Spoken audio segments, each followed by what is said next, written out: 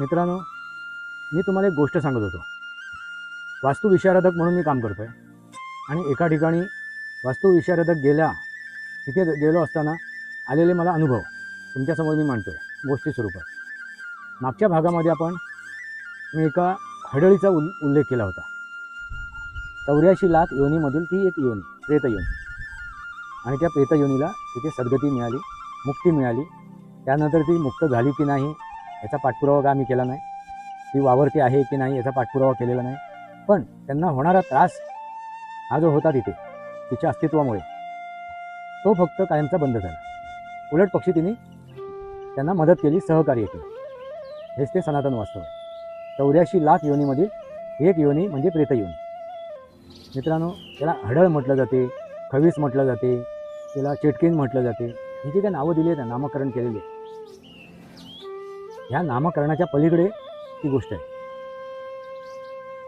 तुम्हाला ही गोष्ट थरारक वाटली असेल, त्याच्याबद्दल रहस्यमय वाटली असेल, तुम्हाला जे काय विचार असतील, जो काय तुमच्या मनात एक विषय निर्माण झाला असेल, प्रश्न निर्माण झाले असतील, तर तुम्ही ते स्पष्ट करावे कमेंट बॉक्समध्ये.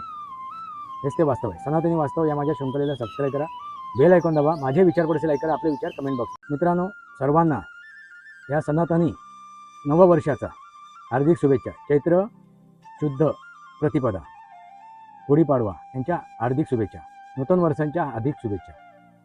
मित्रांनो, मी तुम्हाला एक गोष्ट सांगत होतो. वास्तुविशारदक म्हणून मी काम करतो आहे आणि एका ठिकाणी वास्तुविशारदक तिथे गेलो असताना आलेले मला अनुभव तुमच्यासमोर मी मांडतो आहे गोष्टी स्वरूपात. मागच्या भागामध्ये मी एका हडळीचा उल्लेख केला होता. हडळ.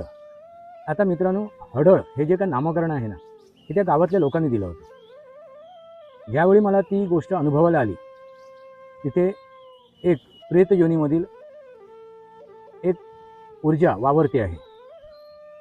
त्या ऊर्जेशी माझं कनेक्शन झालं होतं. तिला काहीतरी मला सांगायचं होतं. पण तत्पूर्वी मी गावातसुद्धा माहिती काढली.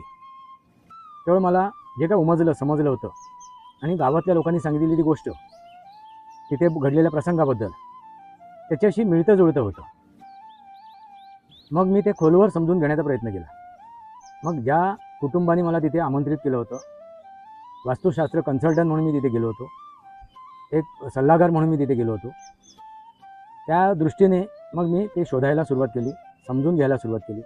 आणि मग त्या योनीला, त्या प्रेत योनीला, त्या ऊर्जेला, त्या